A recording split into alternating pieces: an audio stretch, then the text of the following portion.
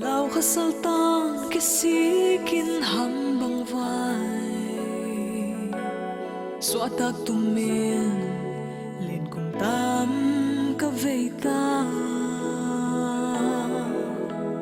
Nay lên lam song tam pi seng dâu ta Hi dòng tua tiền xóa tak na hon pe thay lo Season pa season siang thâu Giêsu sa san Calvaria athonin hồng lúa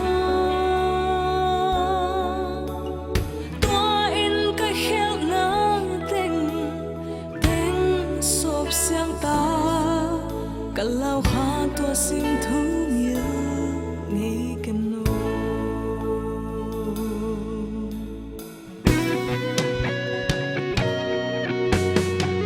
Ta sẽ san tiền hon siêu siang dâu lô Nãy lên là mình dùng hồn tan thay lâu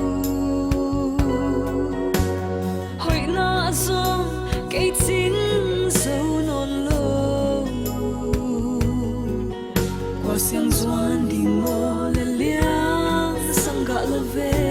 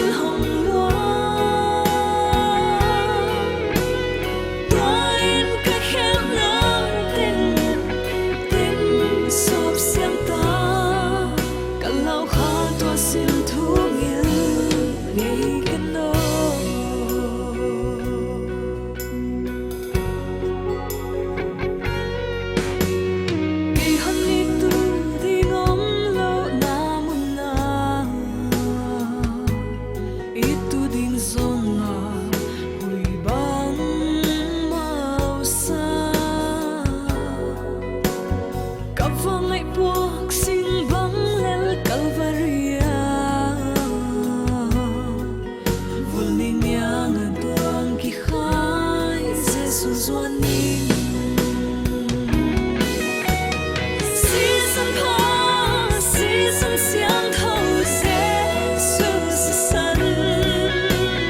Calvaria thonin hồng lúa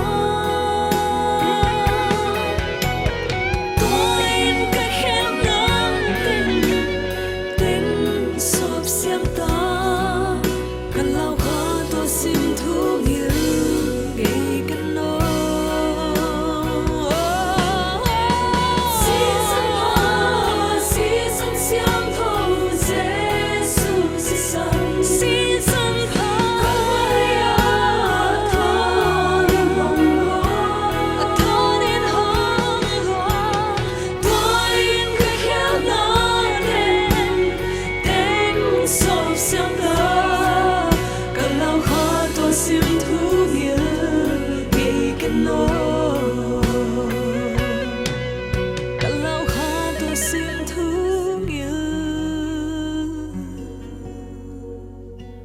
Ngay cái nỗi